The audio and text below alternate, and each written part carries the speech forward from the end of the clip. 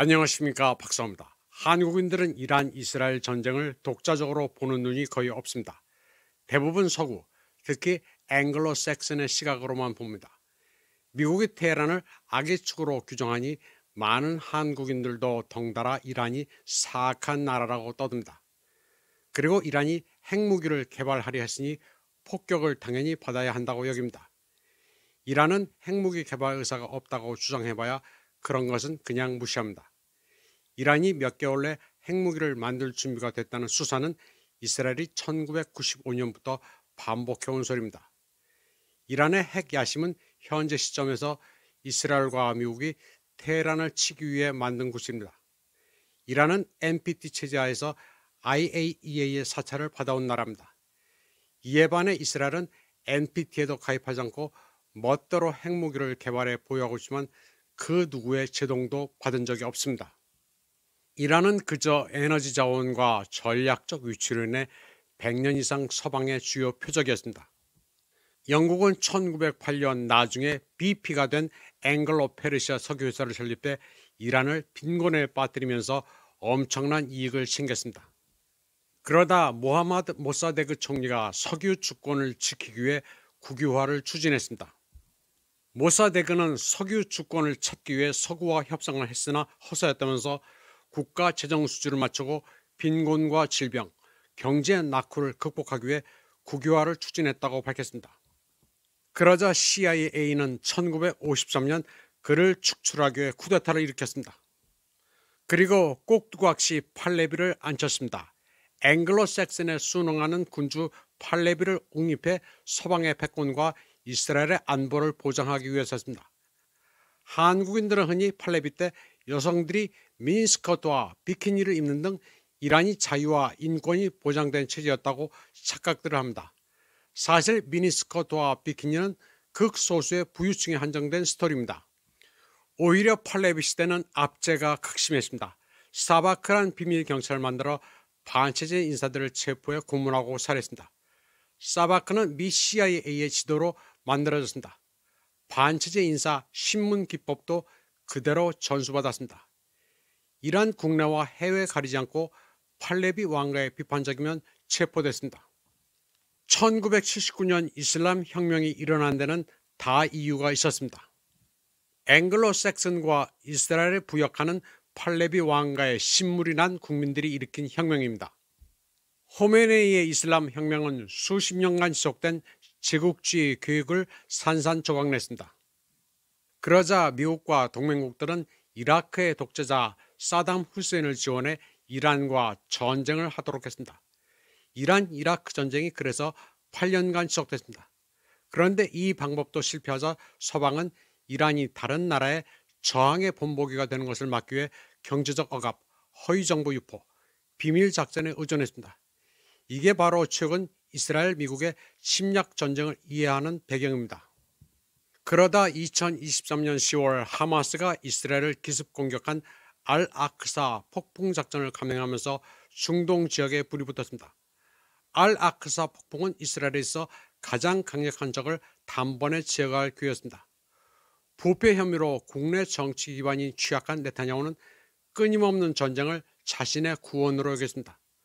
먼저 가자지구, 다음에는 서한 지구를 누르고 레바논에서 이스라엘은 헤즈볼라 최고 지도부를 암살하고 호출기 사건으로 알려진 최대 규모의 테러 공격을 감행했습니다. 네타냐후는 이 지역의 정치정을 수능적인 방향으로 재편하려 했습니다.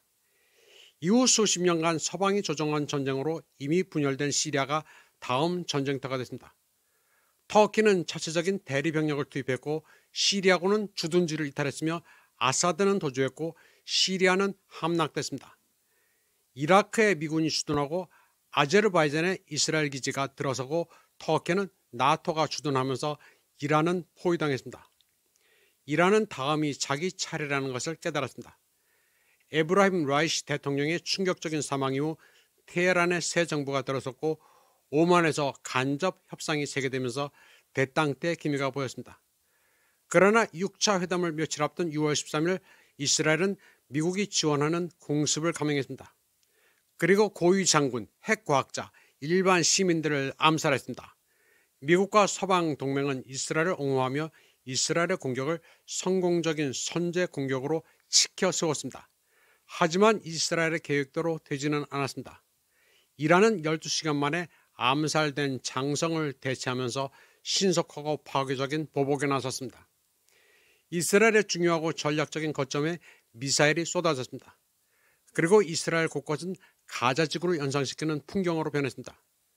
세계는 이란 이슬람 공화국이 홀로 서 있지만 단결하고 회복력이 강하며 국산 무기를 사용해 놀라운 힘과 정확성으로 반격하는 모습을 경외감으로 지켜봤습니다. 미국이 핵설을 공격하기 위해 스텔스 폭격기를 투입했을 때 그것은 누구에게도 놀라운 일이 아니었습니다. 애초에 그것은 미국의 전쟁이었고 이스라엘은 단지 대리 세력에 불과했습니다. 워싱턴의 정책 결정자들은 자신들의 이스라엘 대리 정권이 곧 무너질 것임을 깨닫고 직접 개입했습니다. 이 직접적인 개입은 이스라엘과 미국의 절박함을 보여줬습니다. 하지만 이란은 회복력이 있음을 증명했습니다. 미국 정보기관의 평가 결과 포르도 시설은 여전히 건재합니다. 핵 물질은 이미 더 안전한 곳으로 이전됐습니다.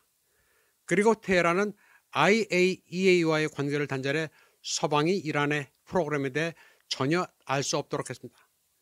이란의 체제를 전복하려는 음모는 1979년 이슬람 혁명 이후 계속되었는데 실패했습니다. 텔아비브는 수년간 페르시아어 선전망에 투자해 반정부 감정을 조장하고 이란의 통일을 파괴해왔습니다. 그러나 정반대 상황이 벌어졌습니다. 이란 국민들은 사소한 정치적 차이에도 불구하고 군대와 국기를 지지했습니다. 시민들은 모사드 잠복 조직을 신고했고 이로 인해 수천 명이 체포됐습니다.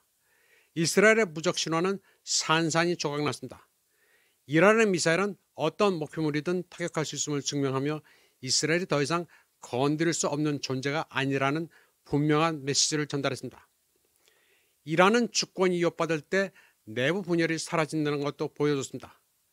또 러시아와 중국은 이란이 몰락하면 다음 차례가 될 것이라는 사실을 깨닫고 방공 무기와 전투기를 제공하려 하고 있습니다.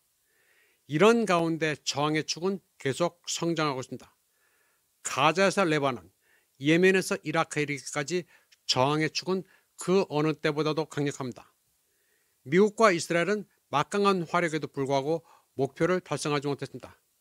정권 교체도 핵 프로그램 해체도 저항의 붕괴도 없었습니다. 이스라엘은 이란을 크게 오판했습니다.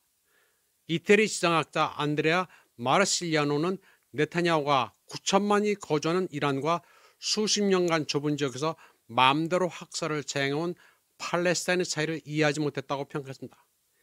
이란은 이스라엘과 인구와 면적에서 비교가 안 됩니다. 이스라엘의 인구 밀도는 1제곱킬로미터당 445명인 반면 이란은 1제곱킬로미터당 54명에 불과합니다. 똑같이 폭격을 주고받으면 사라지는 것은 이스라엘입니다. 이번 방송은 여기까지 하겠습니다. 시청해주신 여러분 감사합니다.